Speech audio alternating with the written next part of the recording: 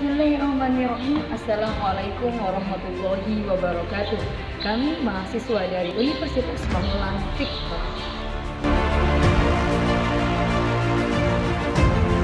Video ini dibuat untuk menyelesaikan tugas kelompok di mata kuliah Hukum Administrasi Negara dengan dosen pengampu Ibu Hajah Sri Utaminingsih SHMPD. Kami dari kelompok 7 terdiri dari 3 anggota yang masing-masing bekerja sama dalam memenuhi tugas ini. So, langsung saja ini lihat video presentasi dari kami. Oke, saya Putri Alawiatul Huda. Di sini saya akan memandu video presentasi kali ini. Tapi sebelum membahas lebih lanjut, izinkan kami perkenalan. Kami dari kelompok 7 akan membahas tentang hukum keuangan negara dan konseptual kebijakan publik. Hukum keuangan negara menurut M. Ichwani menyatakan bahwa keuangan negara adalah rencana atau kegiatan secara kuantitatif dengan angka-angka di antaranya diwujudkan dalam jumlah mata uang yang akan dijalankan lazimnya kurang lebih sekitar 1 tahun mendatang. Sedangkan secara umum, keuangan negara adalah semua hak dan kewajiban negara yang dapat dinilai dengan mata uang, serta segala sesuatu baik berupa uang maupun barang yang dapat dijadikan milik negara berhubung dengan pelaksanaan hak dan kewajiban tersebut. Keuangan negara sebagai bagian terpenting dalam pelaksanaan pembangunan nasional yang pengelolanya diimplementasikan dalam anggaran pendapatan dan belanja nasional atau yang disebut juga dengan APBN maupun anggaran pendapatan dan belanja daerah atau yang biasa kita sebut dengan APBD. Kedua ini merupakan pilar utama pembiayaan penyelenggaraan negara. Untuk itu, kedua ini sudah dicangkup dalam Undang-Undang Dasar Negara Republik Indonesia Nomor 17 Tahun 2003 tentang Keuangan Negara. Dalam rangka mewujudkan good government dalam penyelenggaraan negara, pengelola keuangan negara perlu diselenggarakan secara profesional, terbuka, dan bertanggung jawab sesuai dengan aturan pokok yang telah ditentukan dalam Undang-Undang Dasar. Pengelola keuangan negara yang demikian perlu dilakukan untuk menghindari adanya penyimpangan keuangan negara, baik dalam bentuk pemborosan, ketidakefektifan, atau ketidakefisienan pengguna, atau bahkan juga terjadinya pidana korupsi. Bentuk penyimpangan tersebut dapat mengakibatkan kerugian keuangan negara yang dalam kenyataannya jumlahnya masih sangat besar di Indonesia. Kerugian negara yang relatif cukup besar perlu dilakukan pemulihan dengan cara pengembalian kerugian keuangan negara. Cara ini dapat dilakukan melalui instrumen-instrumen hukum yang ada baiknya melalui hukum admin. Oleh karena itu, pengelola keuangan negara di samping harus mencerminkan asas-asas umum juga harus mencerminkan asas-asas baru. Ada beberapa asas umum dalam pengelolaan keuangan negara. Yang pertama, asas tahunan. Asas tahunan ini merupakan anggaran negara yang dibuat secara tahunan yang telah disetujui oleh badan legislatif, yaitu DPR. Kemudian yang kedua, ada asas universalitas, yaitu tidak diperkenankan adanya pencampuran antara penerimaan dan pengeluaran negara. Yang ketiga, asas kesatuan. Ini menyatakan semua pengeluaran harus tercantum dalam anggaran, yaitu dalam anggaran jumlah bruto. Yang keempat, asas spesialitas, yaitu jenis pengeluaran dimuat dalam mata anggaran tersendiri dan diselenggarakan secara kualitatif maupun kuantitatif. Kemudian yang kelima, asas akuntabilitas, yaitu setiap pengguna anggaran wajib menjawab dan menerangkan kinerja organisasinya. Kemudian yang keenam, ada asas profesionalitas, yaitu dalam pengelolaan keuangan negara ditangani oleh tenaga yang profesional. Yang ketujuh, adanya asas proporsionalitas, yaitu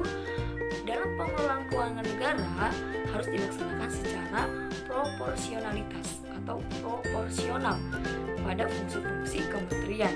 Yang kedelapan, adanya asas keterbukaan dalam pengelolaan keuangan negara. Nah, dalam pengelolaan keuangan negara harus adanya keterbukaan dalam pembahasan, penetapan, dan perhitungan. Dan yang terakhir yaitu asas pemeriksaan keuangan. Nah, dalam pemeriksaan keuangan ini adanya Badan Pemeriksaan Keuangan Negara yang mempunyai kewenangan besar dalam memeriksa keuangan negara secara objektif dan independen. Kemudian, dari manakah sumber keuangan negara didapatkan? Yang pertama, sumber keuangan negara didapatkan dari keuntungan BUMN atau BUMD, yang dimana perusahaan-perusahaan PMA atau perusahaan-perusahaan PMBN, pemerintahan pusat berhak menerima laba yang diperoleh oleh BUMN, begitupun dengan BUMD. Kemudian yang kedua dari pajak. Pajak adalah pungutan yang dilakukan oleh pemerintahan pusat atau pemerintahan daerah, yang dimana dalam periode 2006 sampai 2010 PPH yang merupakan komponen terbesar dalam penerimaan pajak, yaitu sebesar 52,1%, dan PPN dan PNBM merupakan penyumbang terbesar kedua, yaitu sebesar 32,6%, dan perdagangan internasional sebesar 4,6%, kontribusi bea masuk sebesar 3,1%, dan bea keluar itu sebesar 0,9%. Kemudian dari pencetakan uang, yang dimana dalam penentuan jumlah uang yang dicetak itu harus dilakukan dengan cermat agar tidak terjadi dalam penambahan inflasi. Kemudian dari pinjaman, yang dimana pinjaman ini dapat dilakukan ketika adanya defisit anggaran, dan pinjaman ini harus dibayar beserta bunganya, dan pinjaman ini diperoleh dari dalam maupun luar negeri.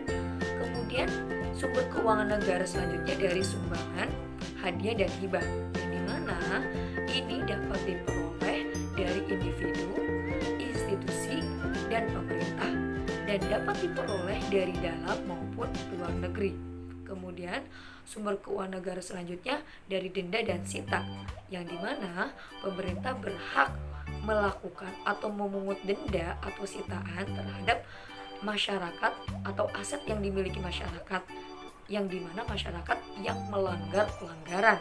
Kemudian dari cukai, yang dimana dasar pertimbangan besarnya cukai itu tergantung dari jumlah barang yang kena cukai dan tarif cukai dan harga dasar barang yang kena cukai.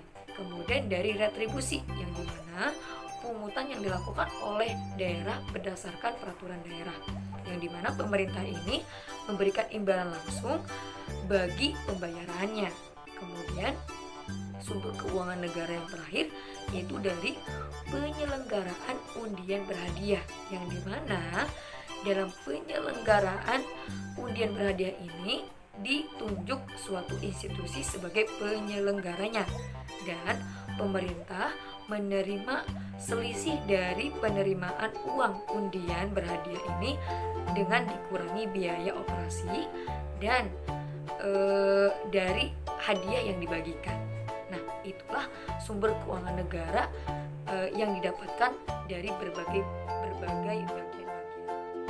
Kebijakan publik adalah serangkaian tindakan yang dilakukan atau tidak dilakukan oleh pemerintah yang berorientasi pada tujuan tertentu guna memecahkan masalah-masalah publik atau demi kepentingan publik. Nah, kebijakan publik ini juga memiliki suatu proses pembuatan. Proses pembuatan kebijakan publik merupakan proses yang kompleks. Mengapa dikatakan kompleks? Karena dalam proses pembuatan kebijakan publik ini melibatkan banyak proses dan variabel yang harus dikaji. Kebijakan publik ini sangat penting. Mengapa dikatakan penting? Mengapa kebijakan publik ini dikatakan penting? Karena pertama, kebijakan publik itu sebagai penyelesaian persoalan secara tuntas. Yang kedua, kebijakan publik adalah pilar pembangunan nasional, peningkatan kesejahteraan bagi masyarakat. penguatan ekonomi, budaya, sosial, dan politik. Dan yang ketiga, pentingnya kebijakan publik ini karena kebijakan dan keputusan yang dibuat oleh mereka yang berkuasa. Dan ini mempengaruhi hampir setiap aspek kehidupan sehari-hari, termasuk pendidikan, kesehatan, maupun keamanan nasional. Nah, kebijakan tidak akan berjalan lancar tanpa adanya partisipasi dari kita, yaitu sebagai masyarakat. Partisipasi masyarakat ini adalah keniscayaan dalam kebijakan publik. Masyarakat sebagai warga negara mempunyai tanggung jawab yang sama untuk membentuk pemerintahan menjadi yang lebih baik lagi. Caranya seperti apa?